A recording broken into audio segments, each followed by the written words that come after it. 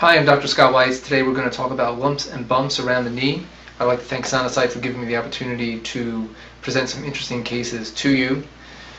I'm going to have a focus essentially on Baker's cysts because they're so common, and we're going to discuss different kinds of cysts and also different findings you may see within the cysts, such as septations, loose bodies, and multilobular cysts, and a very interesting case of a combination of a Baker's cyst with a ganglion. Also, I'm going to discuss a ruptured Baker's cyst and findings you can see in the gastrocnemius muscle with a rupture of a Baker's cyst. So Baker's cysts are very common. You see them often with osteoarthritis, you see them with meniscal tears. Even the pediatric population sometimes has them, even without any trauma. And very often in the pediatric population they will just go away by themselves, but it could take up to a year. In the adult population, I usually don't interfere or do anything to a Baker's cyst if it's not causing any symptoms. Unfortunately, even if you drain a Baker's cyst, it very often comes back. Baker's cysts have been described as distension of the bursa, basically between the medial gastrocnemius tendon and the semimembranosus tendon.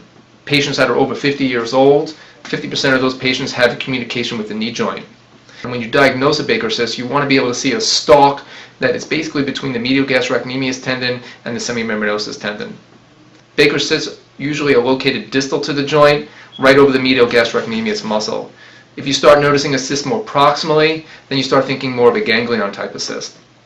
If you see a cyst that's underneath the calf musculature and certainly if it looks irregular with different types of echogenicity within it, then you actually worry about a soft tissue tumor or sarcoma, and certainly that is something that needs to be worked up with MRI imaging. So here is a model of the lower extremity. We're looking essentially at the femur all the way down to the ankle. We can see the posterior aspect of the knee here, and we rotate anteriorly. You can see the articular surfaces.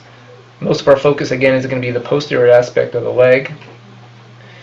And here you can see the posterior leg and the posterior aspect of the distal thigh. You can see the plantaris muscle and then very long tendon going distally. Also the popliteus muscle you can see just below the knee joint. And here's the deep muscle compartment going from lateral to medial. You can appreciate the flexor hallucis longus muscle, then the tibialis posterior muscle, and then the flexor digitorum longus muscle.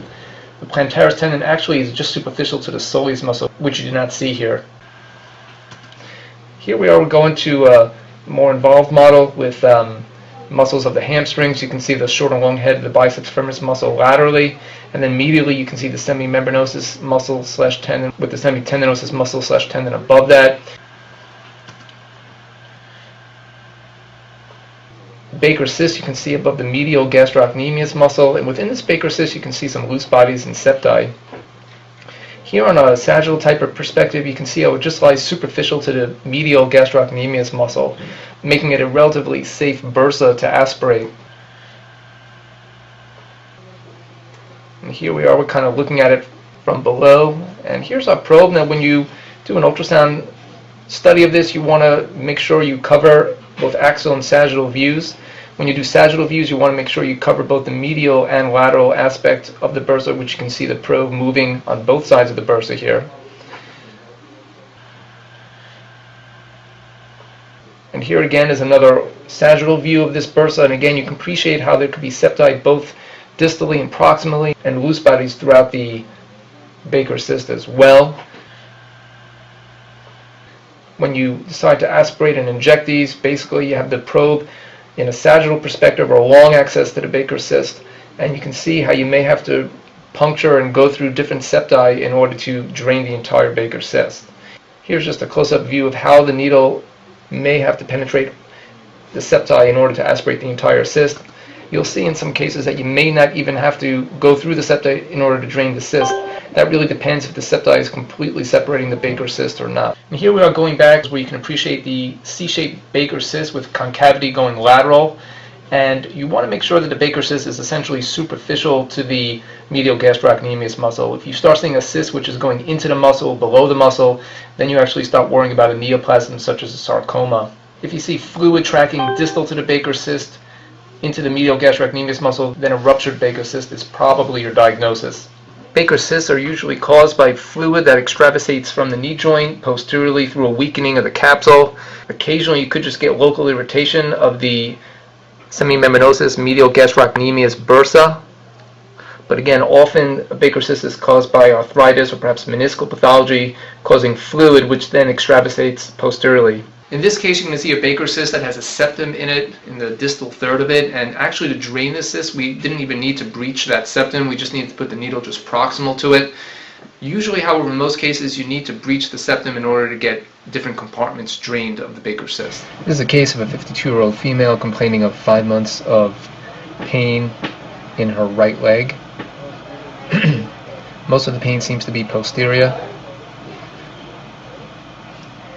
MRI and ultrasound did reveal a Baker cyst with a septum in it. She also had a torn posterior horn medial meniscus / medial meniscal root tear, posterior horn. In physical exam, she was tender in the medial joint line, also again tenderness in the popliteal fossa.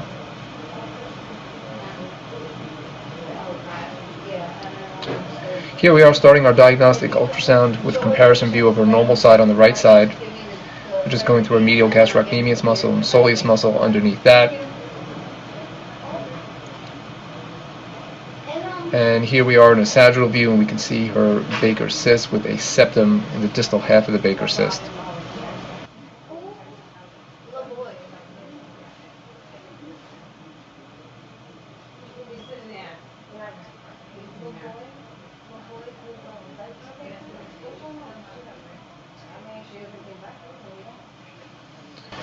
Again, to diagnose a Baker cyst, you need to have it basically squeezed through between the semimembranosus tendon and the medial gastrocnemius tendon. Here's a good view of our semimembranosus tendon attaching on the posterior tibia, proximal medial aspect.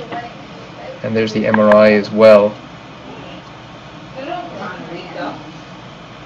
Now we're switching to an axial view, and we get a really nice view of the septum. And it looks like it completely transects the Baker cyst in axial view.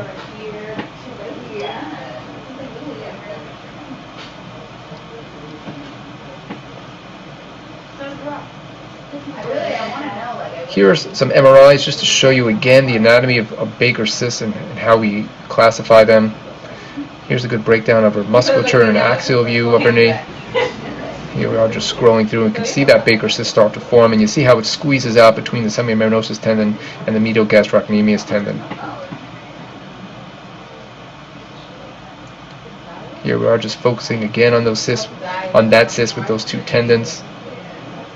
And here's just a scrolling through again of the axial view to see how that cyst forms.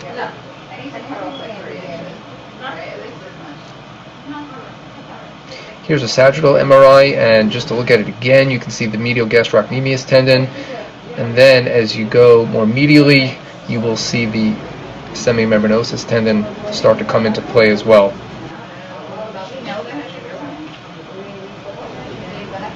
And here's our semimembranosus tendon. And we're just scrolling through to get a better sense of how this cyst forms between the medial gastrocnemius muscle / tendon and the semimembranosus muscle / tendon.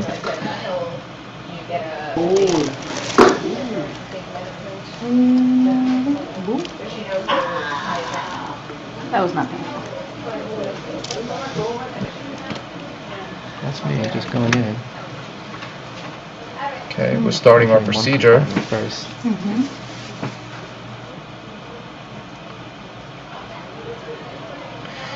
So in this stage, in this part of the procedure, we really just went in the proximal, or actually the distal part of the cyst, and we didn't go through the septum. I was anticipating having to breach through that septum in order to get to the proximal part of the cyst. But as you can see, most of the cyst really was drained just by putting the needle just distal to the septum. So I didn't really need to break through that septum. So it's my conclusion that this was not a complete septum or complete division of the Baker cyst with that septum. I'm just going to inject it with a little bit of cortisone. The cortisone? Here we are, we're just injecting some cortisone. Sometimes when you break through plica or septum, it could cause more discomfort for the patient, so if you can avoid it, it's probably easier on the patient. And again, teaching point is that on this case, we did not have to go through the septum in order to essentially drain the whole cyst. In this next case, it's somewhat an unusually high location for a Baker cyst. Once you get beyond or proximal to the knee joint, you're usually dealing with a ganglion around the semimembranosus tendon. But this case, I believe, is just a Baker cyst that is a little bit high up, has some loose bodies, and we're able to successfully drain it. 51-year-old female here for pain in the right knee for about a couple months, no injury. Pain posteriorly, she has a nice Baker cyst. Here we're starting medially. We can see a loose body there in the Baker cyst. Right side of the screen is proximal, left side is distal. And you can see that Baker cyst goes right above the medial gastrocnemius tendon. Very medially, we can see the semimembranosus tendon coming down and inserting on the proximal tibia.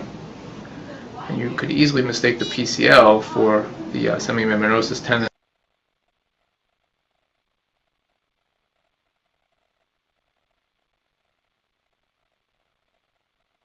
You can see that crisscross pattern between the semimembranosus tendon and the medial gastrocnemius tendon.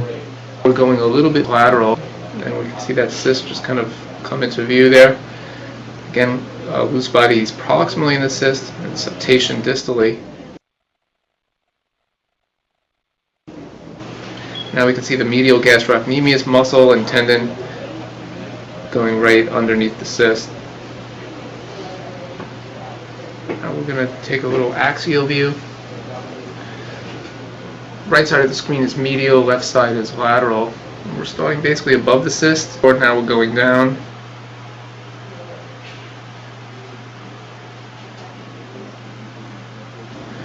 And we can see it come with those loose bodies. See the communication channel. You can see it right above the medial gastrocnemius muscle. Starting below now, and we're coming up. Here's a nice view of that channel as it comes up. Here's that septum coming across. Sometimes you get a better view of the septum in a different plane. Just keep going proximally. You can see those loose bodies form.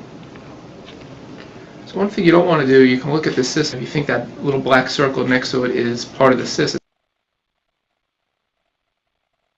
it's really anisotropy of the semimembranosus tendon. There's a really nice view of the septum going across the cyst.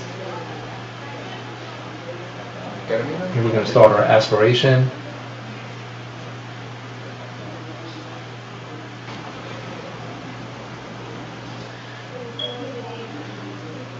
There's a nice reverberation artifact of the needle, and it's just drained pretty easily. You can see how the tissue converges around the needle, and ultrasound can help you keep your needle within the actual cyst while that tissue converges around it. Now we're just putting the cortisone in.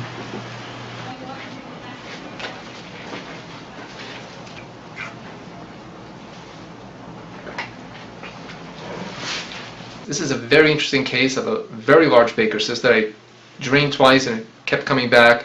This next case is the third such attempt, and also we injected cortisone in the cyst. The very interesting thing about this case is that there's actually what I think is a ganglionic portion of this Baker cyst proximally. This cyst has multiple loose bodies and septum and debris within it. Unfortunately, even after the third aspiration and cortisone injection of the cyst, it kept coming back. And therefore, in order to try to alleviate its symptoms, I would recommend surgery, even though cysts can frequently come back after surgery. So this is the actual fluid from the proximal part of the cyst, and it's very thick. You see it doesn't really settle. And it looks like ganglion type fluid, so I think it was a combination of a ganglion with a cyst. So here's a sagittal view of the cyst. You can see loose bodies distally. The patient has debris with septations within this cyst. Unfortunately, this was a recurrent cyst that we tried to aspirate twice prior. You can see the shadowing effect from the loose body. And as we go proximally, we can see this different lobe, a little smaller lobe of the cyst proximally. And this is basically going above the joint line, making a ganglion more likely. Here's an axial view, and again, you can see the septations within it and debris, and just the sheer size of the cyst. It's quite a large cyst. And here's the semimembranosus tendon, something you don't want to mistake for part of the cyst when there's anisotropy involved. So this is round number 3. He did get a fair amount of relief, probably mild relief with the last procedure, and it did shrink the Baker cyst. I'm going to try one more time. Here's our anticipated path of the drainage. And injected maybe with 1.5 cc's of methylprednisolone, and use the side effect of atrophy that prednisone can cause in soft tissue, hopefully to our favor, because there's a lot of synovial debris and granulation tissue that I think is part of the problem here, and I'm hoping that the cortisone will help shrink that, in addition to keep any fluid from coming back.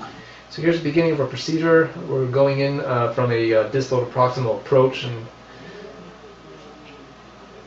the needle wasn't big enough to get to both parts of the cyst, so here we are, we're draining essentially just the distal portion of the cyst. And what we'll see later is the proximal portion was an entirely different entity, essentially. Here's some reverberation artifact from the needle. You can see the loose body with some shadowing underneath it. And this part of the cyst, as prior aspirations, was pretty easily aspirated, and a lot of fluid comes out. That's a 30 cc syringe that I'm holding.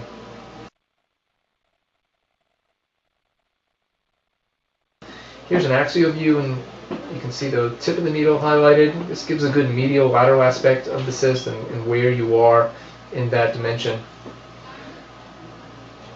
And now I'm trying to reach the proximal pole.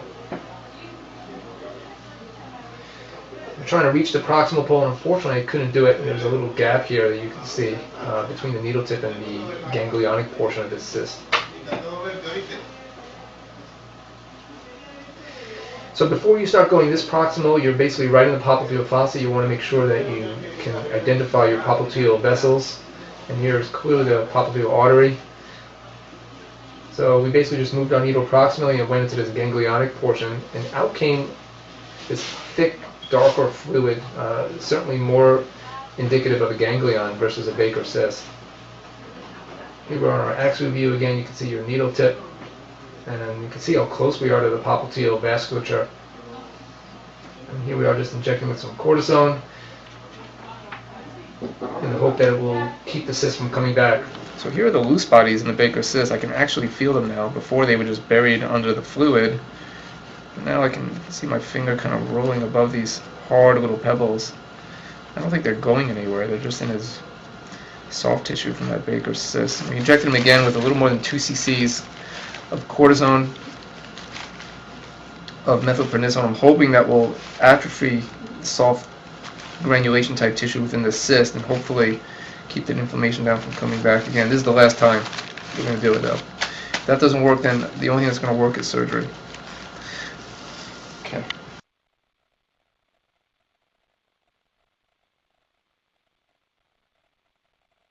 Here's a case of a ruptured Baker cyst, and this case is a great example of how the ultrasound can give you important information right then and there in the office, and I was not nearly as worried about her DVT after doing her ultrasound. This is a 69-year-old female here complaining of pain in the right knee / calf going on for about 3 weeks. She had x-rays done at the ER which didn't show any acute pathology. However, there was no report of an ultrasound done in the ER.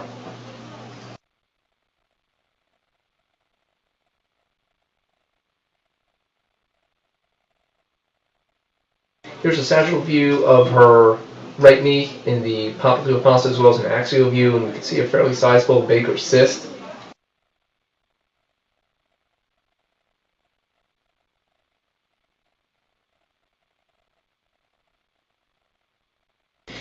Here's an axial comparison view of her medial gastrocnemius muscle of her right compared to her left, and you can see that it's much darker on the right side, and that's consistent with fluid extravasation within the muscle, and that fluid came from a ruptured Baker cyst. This basically made the likelihood of a DVT much less likely for her, and we treated her in the office by aspirating the Baker cyst, and she did much better afterwards. Here again, here's our sagittal view. And we can again see some fluid extravasation within the medial gastrocnemius muscle.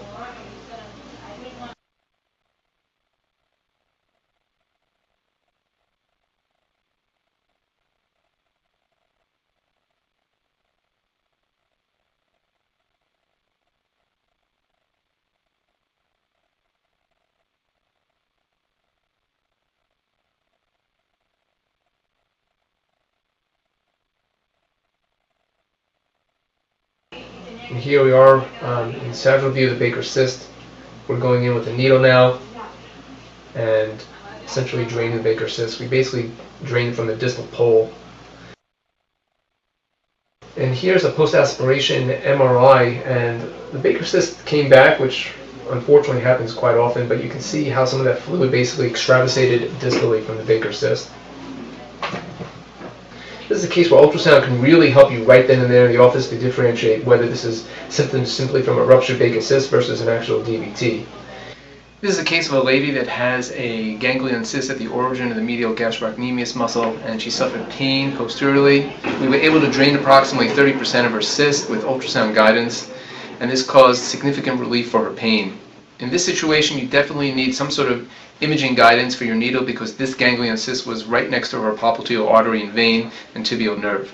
So this is our patient, a 49-year-old female, about a year and a half of pain in the posterior aspect of the right knee, no mechanical complaints. And you can see this pretty complicated, large, lobulated ganglion cyst right at the origin of the medial gastrocnemius muscle.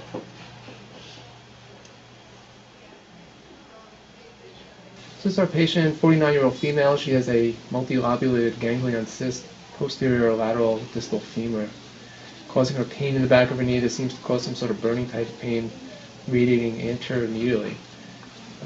It's a pretty sizable cyst. We're going to see if we can drain it and inject it with some cortisone.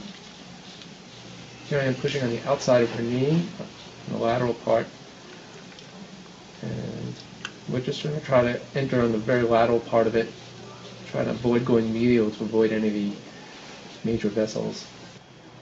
So here we are, we're pushing on the lateral part of the thigh in the prone position, and that to me was the safest position to attempt initially. You really are kind of steering shy of any kind of popliteal artery or vein or any large nerves. So that was the initial approach.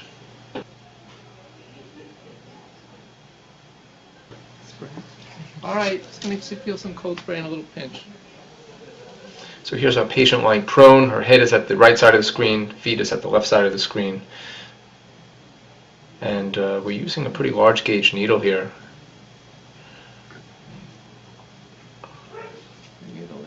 And you can see the tissue move here on the right side of the screen. Since it's so deep, it's hard to get a very clear view of the needle, but you can certainly make out where it is essentially based on a jiggle technique or how the tissue is moving. And unfortunately, our first attempt, we hit a gap. We couldn't reach the cyst, so we had to pull out.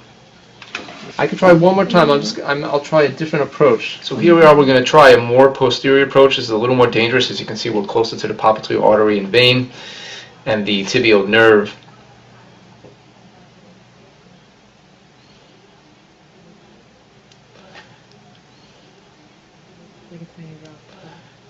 Here you can see the needle coming in from the upper right corner of the screen now rather than versus just the right side of the screen. And again, it's a more oblique type of approach, but we did get some thick, clear fluid, confirming that we were in the ganglion. It's coming, it's just coming slowly.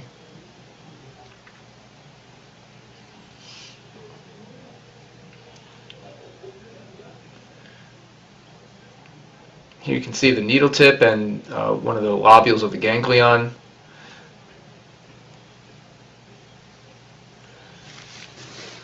Okay, I'm just going to get a bigger syringe just to get a little more pressure, okay? So here we are, we're changing the, I think it was a 10 cc syringe to a 30 cc just to get some more negative pressure. I'm going to inject a little cortisone around it now, okay? But that really didn't do much actually. And here we are, we're just injecting some cortisone into the cyst. You can kind of see it spread throughout the ganglion, again confirming that we were in it. And here's that thick, clear gel that we were able to get. 1 month, right, into drainage of a ganglion cyst in the posterior distal femur, and she says her pain is about 6 out of 10 better, 60% better. Okay, but still occasionally, what do you have? Pain, just exactly now on the cyst. No, will you do the thing? Right. No pain right here right now. Okay. But overall, you're better about 60%. Yeah. Okay, great. Here's our 3-month follow-up. You can see the sagittal view, and you can see the sagittal MRI as well, and they're pretty similar. And even though it didn't look like we changed the size much of the ganglion, we certainly helped her symptoms. And even just draining maybe 20-30% of the fluid out of the ganglion can help significantly with symptoms, especially when it's near some vital structures. Here's the case of a 56-year-old female complaining of about 3 months of pain in her left knee. She had pain with walking. She had no mechanical complaints. And ultrasound did reveal a ganglion just medial to the semimembranosus tendon. On physical exam, she was tender in the pes bursa region, also in the medial joint line. So I think there was some pain referred from this ganglion. It's important not to diagnose this as a Baker cyst, as it does not lie between the medial gastrocnemius tendon and the semimembranosus tendon. And you have to have a fairly keen eye in order to identify this. 6-year-old female here for pain in her left knee for about 3 months, no injury. Mostly on physical exam, she has pain in the pes bursa region, also some moderate tenderness in the medial joint line. She's complaining of pain and stiffness with walking and bending her knee. There's no locking. Just looked at her MRI, which basically shows arthritis under the kneecap. It does have what appears to be a ganglion cyst just medial to the semimembranosus tendon. So we're going to go ahead and just look at that. Are you real tender over here? Yeah. Is it you complain of pain here? Yeah. Or most of your pain seems to be up here? Wow. So this is anterior. The cyst, I believe, is right here, just medial to the semimembranosus tendon. Now she's got a nice little crease here, which probably causes some anisotropy and artifact. So I'm going to try to be a little more generous on my gel. And you have the semimembranosus muscle on the bottom of the screen. And here we can appreciate the semimembranosus muscle transitioning to a fairly thick tendon right above the medial femoral condyle. And now I'm just going to go distal.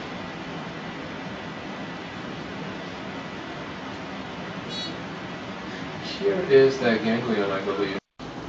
Here's the ganglion cyst, somewhat inconspicuous as it kind of blends in with the surrounding subcutaneous fat.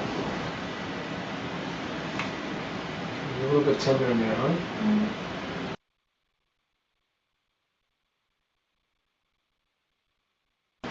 We got our semimembranosus muscle on the right and the bottom. Let's just follow that tendon again. Let's try to keep our probe flush. And here you can see the medial gastrocnemius muscle, and here you see artifact caused by the crease within the popliteal fossa. You don't want to mistake that for a cyst. Here it is, they're inserting on the tibia. Probably the best shot we got so far. We got medial gastrocnemius muscle. Again, right side of the screen is proximal, and as we go medial, you see that semimembranosus tendon. Here again is that thick semimembranosus tendon just over the medial femoral condyle. Let's switch to an axial view. And here's an axial MRI. You can appreciate that ganglion just kind of wrapping around the semimembranosus tendon and then going medially. Also, you can appreciate that the semimembranosus tendon is a pretty thick, wide tendon, especially compared to the semitendinosus tendon.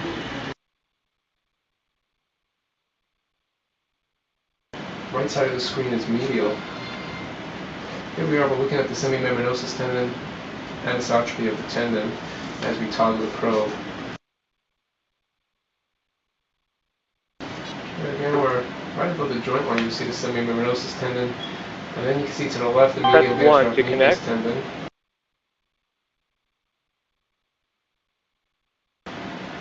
You may mistake this for a cyst because of the anisotropy. If I go a little bit lateral, you can see that medial gastrocnemius muscle. And this is the cyst now, just to the right of the semimembranosus tendon. See, I'm toggling the probe and it's just coming out of view.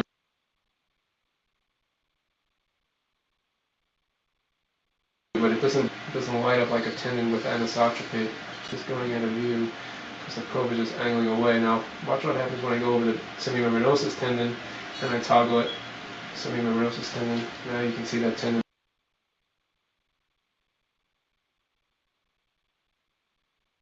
So when you toggle the probe, the semimembranosus tendon either appears like a black circle or a white circle, whereas the ganglion will essentially just go out of view.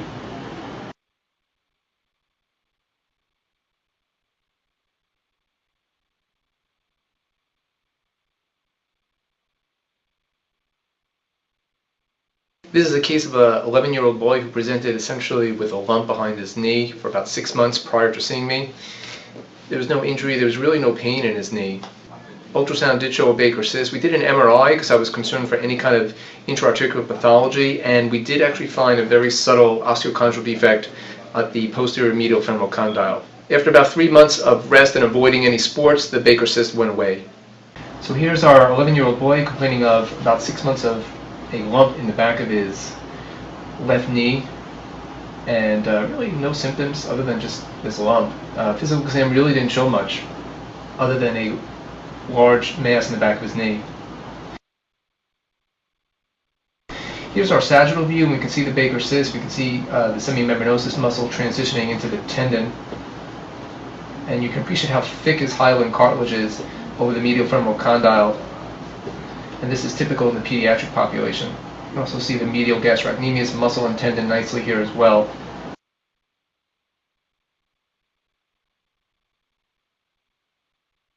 Here's an axial view. Again, you can appreciate the Baker cyst, and does have a nice thick septum within it as well. And you can see that stalk of the Baker cyst that goes between the medial gastrocnemius tendon and the semimembranosus tendon.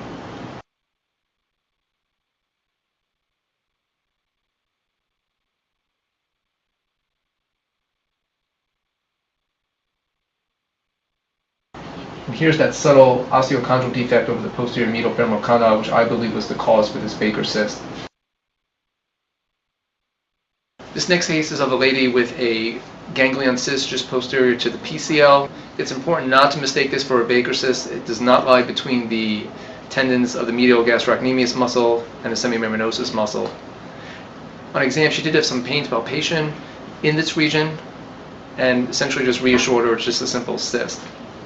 It's a 49-year-old female, pain in her left knee for about a year. She fell directly on it. She does get some locking and pain with walking.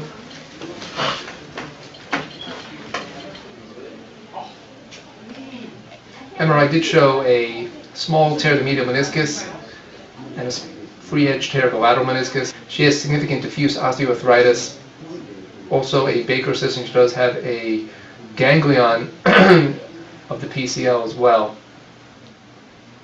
So here's sagittal view on the back of the knee. Right side of the screen is proximal, left side is distal. Here's our first clip. We can see a subtle ganglion cyst, just inferior and posterior to the PCL.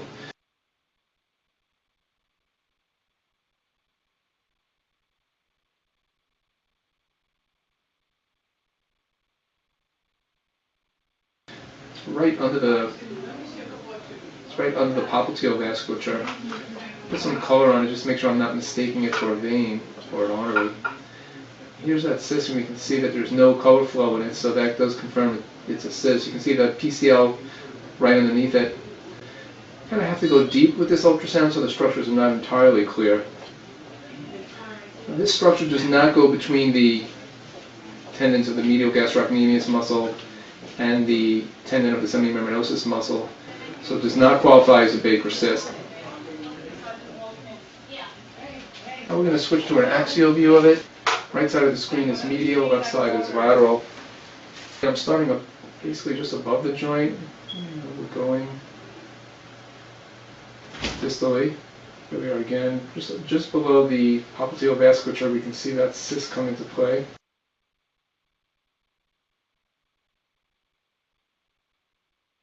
I want to mistake that for a vessel. I'm going to put another color on this again. Certainly this is important to do. You want to make sure it's not a popliteal aneurysm you're dealing with.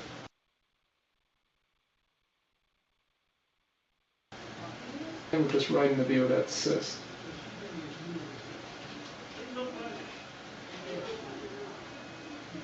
I'd like to thank you for your time that you spent watching these cases.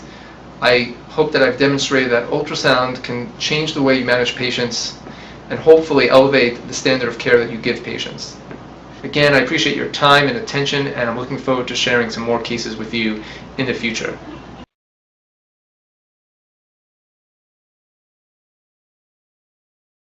I want to thank Dr. Scott Weiss again for a tremendous job. I'm going to go ahead and unmute his line. Dr. Scott Weiss is based in Brooklyn. It's not mentioned in the video, but he's basically out of Brooklyn in New York. I believe it's Brooklyn Orthopedics, Sports Medicine. Tremendous ultrasound user and advocate. Been using ultrasound now for I think about 7 to 8 years. So tremendous background with musculoskeletal ultrasound. I'm going to go ahead and turn the audio over to Dr. Weiss Dr. Weiss, are you there? Yeah, hey, I'm here, Dan. Thanks so much. Thank you for joining us. I'll let you go ahead and kind of talk a little bit about your practice and how you're using musculoskeletal ultrasound right now, and then we'll get straight to the questions. Okay, well, hey, thank you again. And actually, I've been using ultrasound for about maybe 4.5 or 5 years, but it really just kind of took over my practice as you can really just do so much more in the office with ultrasound as opposed to not having ultrasound. And, particularly with something simple as a Baker's cyst, which most of the time you think you can just drain without ultrasound, but sometimes, and actually more than sometimes, they're quite complicated. As you saw in the videos, they can have various septi, loose bodies, and debris. And with ultrasound, you can kind of keep your needle tip in the black zone or in the zone where there's fluid, and then you can drain, hopefully, the whole cyst, whereas if you didn't have ultrasound, your needle tip may be stuck in some debris or a septum, or may not be able to breach a septum because you wouldn't know about it, and you may not completely drain the cyst. So I'll be happy to answer any questions you may have, and hope everyone got something out of the videos. Thank you very much. Yes, Baker's cysts are very common questions that we get. A lot of people don't like to go near them, and I think your video demonstrations obviously add a level of comfort and sureness to ultrasound-guided procedures. So I'm going to go down to questions. The first one, they did comment questions about sterility. In your video, you show a sterile drape on the transducer. You show a drape over the patient. You've scrubbed with betadine. You've gone the whole 9 yards there. Is that something that you require in all of your ultrasound-guided procedures, or is it just because you're dealing with something that kind of communicates with the joint and could be tricky? Very good question. When I started off doing injections, I did sterile prep for everyone. My typical visco supplementation injections, any kind of injection, I use sterile procedure. This is, what I was taught at some of the courses that I went to. And as I got more comfortable with ultrasound, I started just using sterile techniques for procedures where I know the needle is going to be essentially right under the probe, where you really can't avoid proximity or perhaps even touching of the needle in the probe. And in those situations, I think you really need to use a sterile technique, which is a sterile probe cover or sterile gel, and obviously prep the area. And I think it's better to put a sterile drape also. This way you don't have to worry about contaminating your probe outside the region where you're working. So in Baker's cyst, I do use a sterile prep because the needle, again, is right under the probe. And in that case, I take that extra precaution. In my typical suprapatellar injections, I started, actually over the past couple of years, I have not used sterile technique because the probe is essentially quite distant from the needle, and I'm pretty confident that there's no contact between the probe and the needle. However, I still cover the probe with a non-sterile prep. I think you should always cover the probe with a plastic cover, regardless what kind of procedure you're doing. Excellent. We had another question. Regarding the needle gauge. What size needle do you use? And I think, based on questions I've heard in the past as well, this is probably due to the viscosity of what you're aspirating. Is that correct? Definitely, that is a big part.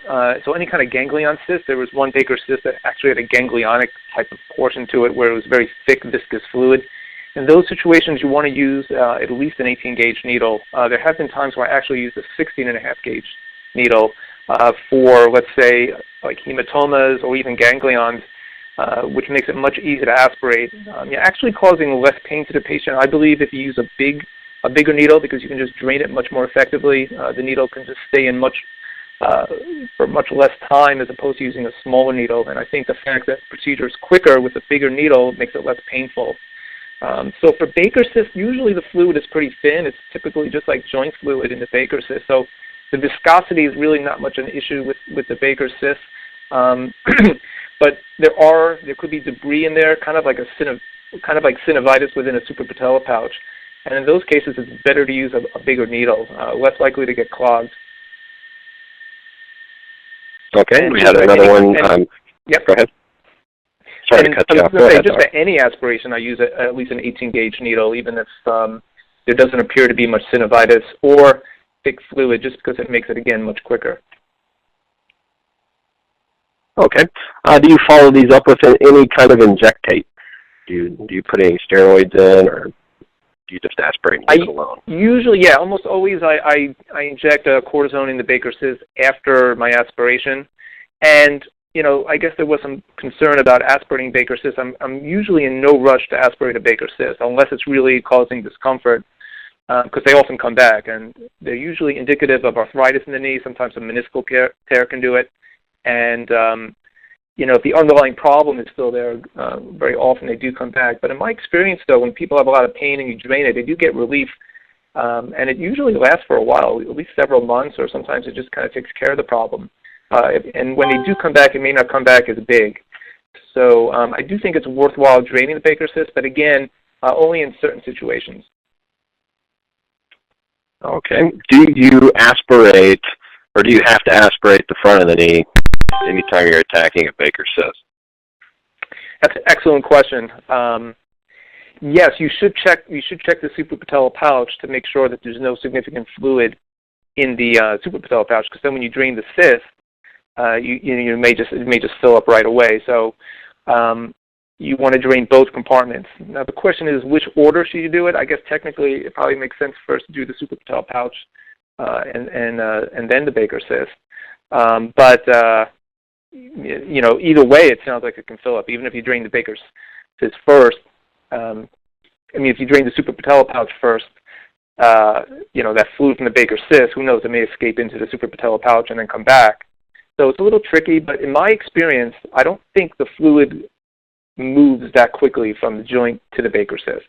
And I think there is there is usually a little breach in the capsule posteriorly as you get older, and I don't think it fills up that quickly. So I think you have time. If you drain a Baker's cyst and then later in that same visit drain the suprapatellar pouch, that I think is fine as well. And in fact, you can probably inject either or with cortisone, because technically, you know, fair amount of the time, the cortisone will go right into the Baker's cyst from the joint. I've done that sometimes as well, where I would inject the joint with cortisone and then not inject the Baker's cyst, because with the thought that it will just communicate to the Baker's cyst. Okay. The next one has to do. Yep. The next one has to do with ruptured Baker's cyst. How can you tell if one is ruptured, and what do you do after that? Okay, excellent question. Well, one of the videos showed a ruptured Baker's cyst where you'll see some dark fluid-type signal within the medial gastrocnemius muscle. So that, with the right story, usually I can kind of hang my hat on that, and I don't have to worry about a blood clot. But I usually send people out for a follow-up ultrasound to rule out DVT anyway, because, you know, that is such an easy thing to do and to diagnose. And if you miss it, it could be potentially fatal, as it could travel up to the lung, the clot. So, but in the office, I can pretty much confidently say, you know, you have a ruptured Baker's cyst, and you know, you should get an ultrasound, but I don't feel like they have to go right to the emergency room and get a stat vascular study. But again, on ultrasound, you'll usually see a Baker's cyst, but you'll compare the medial gastrocnemius muscle with the lateral gastrocnemius muscle, and you'll see how there's just darker signal within the medial gastrocnemius muscle consistent with fluid and a ruptured cyst. And usually the history is also pretty consistent with that, as, you know, they'll have tremendous pain in the calf and pain palpation, which again can be difficult to distinguish from a DVT though. So in that situation, ultrasound really can kind of point you one way or the other, where it's difficult clinically and by physical exam to distinguish a DVT versus a ruptured cyst. Okay, have you ever had Baker's cyst that could not be aspirated? That cannot, you mean that I couldn't get fluid out of it, or that wasn't fluid, or, I mean... Well, they didn't really clarify, so I'm not sure how common that would actually happen, so I'll kind of leave it up to you clinically to decide whether or not they think maybe it's too solid, or, you know, maybe just too loculated. I'm not too sure. Maybe they'll clarify, and we'll get a part 2 on that question. Right. Well, I mean, one thing you want to make sure, you know, sometimes things can look like a cyst and they're solid, and also on MRI they can appear to be a cyst and they can be solid as well sometimes. So location is very important. You know, if you have a cyst that is deep to the muscle within the medial gastrocnemius muscle, you may want to start thinking about a neoplasm, such as a synovial sarcoma, which you may put a needle in it, you may get nothing out, and then that basically tells you it's probably solid. In which case you got to work up a possible neoplasm. That's one situation where you put a needle in and get nothing out. I mean, sometimes it could be a Baker's cyst and just a lot of debris and loose bodies, and just it's hard to navigate the needle in clear fluid to aspirate. So sometimes that can happen as well. Okay, the next one is likely from a more experienced ultrasound user because of the question nature. Sure. Have you ever mistaken anisotropy for a Baker's cyst? Well, that is one of the things you want to be careful with. Certainly, the semimembranosus tendon in axial view, you can have a fair amount of anisotropy, and it can look just like a Baker's cyst. And the fact that a Baker's cyst is usually bilobed, or it's basically wraps around the medial gastrocnemius muscle tendon with concavity pointed laterally.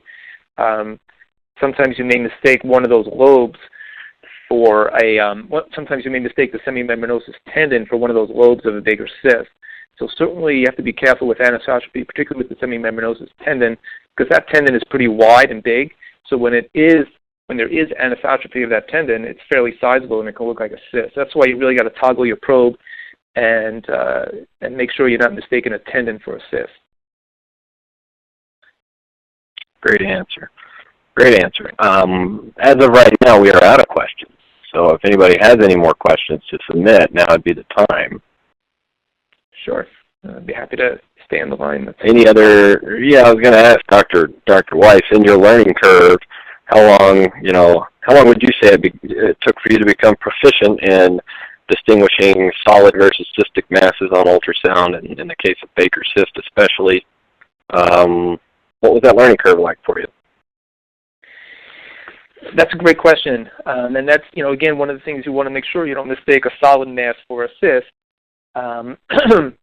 So certainly on physical exam it can be difficult to distinguish the two, but there are some signs that you want to take into account, such as the texture, the hardness of it, mobility of it, which may make you think more towards a neoplasm versus a cystic structure. The consistency within the cyst, if it's very heterogeneic with a lot of different consistencies, ranging from hypoechoic to hyperechoic, that may make you think more line of a solid structure as well. And those are the kind of things you want to be careful. Certainly when you put a needle in it, that's an easy way to tell, because if you get something back, it's obviously not solid. But you probably want to kind of have a good idea before you put a needle in, because if there is a malignancy, it's better not to contaminate it or kind of breach it with a needle if it's not necessary. Excellent answer. So we do have another question. Okay, all right. So this particular individual missed the answer on the size of the needle for aspirating a ganglion versus the cyst. I'm sorry. What question? What was the question again? I guess what gauge of needle would you use to aspirate a ganglion cyst versus just a cystic structure, right? Okay.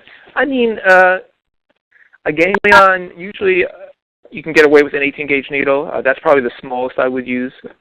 If it's a big ganglion and it's pretty easy to access, I would probably use a 16.5 gauge, believe it or not. This way, it's your best chance of draining it. Sometimes, you can put your needle right in the middle of a ganglion and get nothing out because the fluid can be so thick. So, I think it's good to have in your arsenal also those 16.5 gauge needles that just make it easier to drain. Particularly with that ganglion that was at the distal femur, that was difficult to drain with an 18 gauge needle, I believe I used. But always for a ganglion you want to use a thicker needle, even in the wrist where you're not going in very deep, but you need a pretty wide bore needle to get that fluid out. Thank you for answering that. Let's see, still waiting on any more clinical questions there. We've got a lot of positive comments there. Let's see. Great. I'm just going to scroll through the chat window, make sure I haven't missed anything.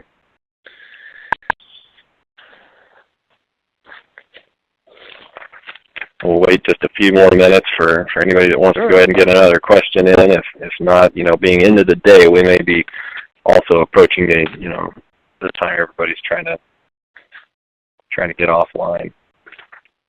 Dr. Weiss, tremendous videos. The animation was very nice. Great job on that. Thank you. And I understand that you did that. You did that from scratch. That's your own animation. That's not a model that you bought. Yeah, it's fun. Anatomy can be complicated, and when you build these models, it really teaches you the anatomy because you really have to think in 3D and put things in 3D, and you realize how complicated the body is. It's amazing how things kind of fit right on top of each other and into each other.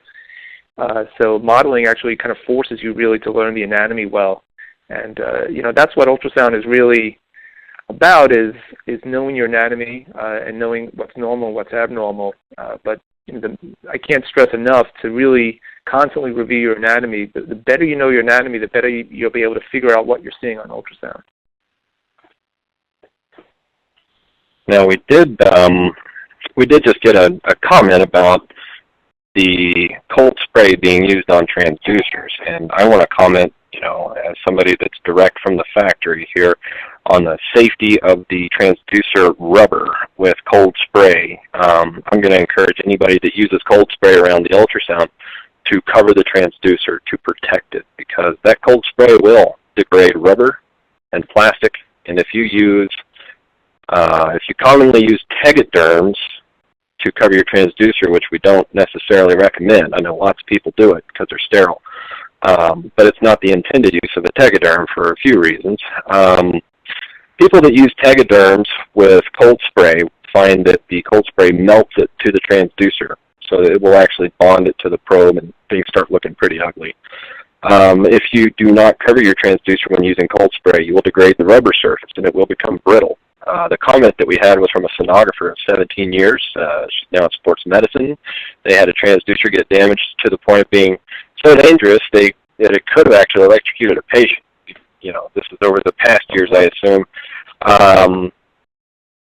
Later in the comments, it actually says they saw during the presentation that you use the same thing. They had to pull a transducer from service due to falling safety standards, their QC process. She goes on to say, I'm not sure actually if she, hold on, yes, by the name. So I just want to let you know that the same thing doesn't happen to any of yours. I enjoyed the presentation. This will be great value. This is a sonographer of 17 years. So anybody who has been trying to learn MSK ultrasound over the years probably knows that it's usually been something you have to figure out on your own. There's not a lot of support systems out there to learn MSK ultrasound because it's still considered so new.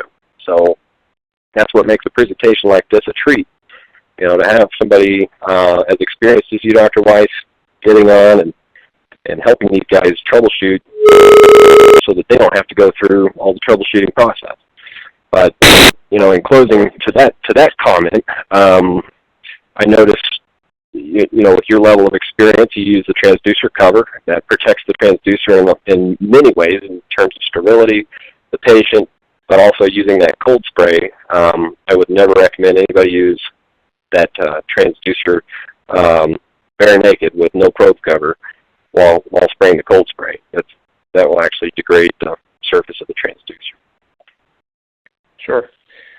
That's good to know. Absolutely. I mean, again, I think, when I do a diagnostic scan, I don't cover the probe because, you're just doing a diagnostic scan. I do clean with peroxide, though, frequently. And but for any procedure, whether you think the needle is going to be close or not close, I always use a probe cover. Again, just to protect the probe and to protect the patient from any possible contamination. Going along the lines of equipment care, you said, you use various things to clean the skin. I will also tell everybody, please do not use anything alcohol related to clean your ultrasound equipment. That's listed in the manual.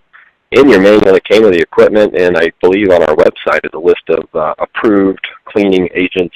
And one thing I found commonly approved across all transducers is actually hydrogen peroxide, which is very convenient because it's about the cheapest thing you can get.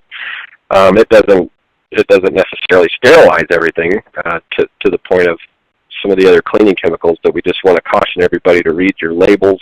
There's a list of approved cleaners in your manual, and also not to use anything that is alcohol-based because that's going to degrade the rubber surface. Just to protect your equipment when you use cold spray with a transducer cover. And I don't recommend people use Tegaderm with cold spray because it's going to melt the Tegaderm to the plastic housing of the transducer. We have hit time here. Dr. Weiss, any closing comments? Yeah, sure. I mean, I just encourage people not to be afraid to try new things. I mean, again, most of us probably started doing these injections blindly, just using landmarks. So I would encourage people not to be afraid to try to do an injection with ultrasound if they haven't, done it before, even if they're by themselves in their office. As long as they know their anatomy well and they've done it blindly, no reason to fear and and not to try new things. And always good to scan as many people as you can if you have the time in your schedule to do so, just to get a sense of what's normal. This way, when you see something that's not normal, you'll be able to pick it up.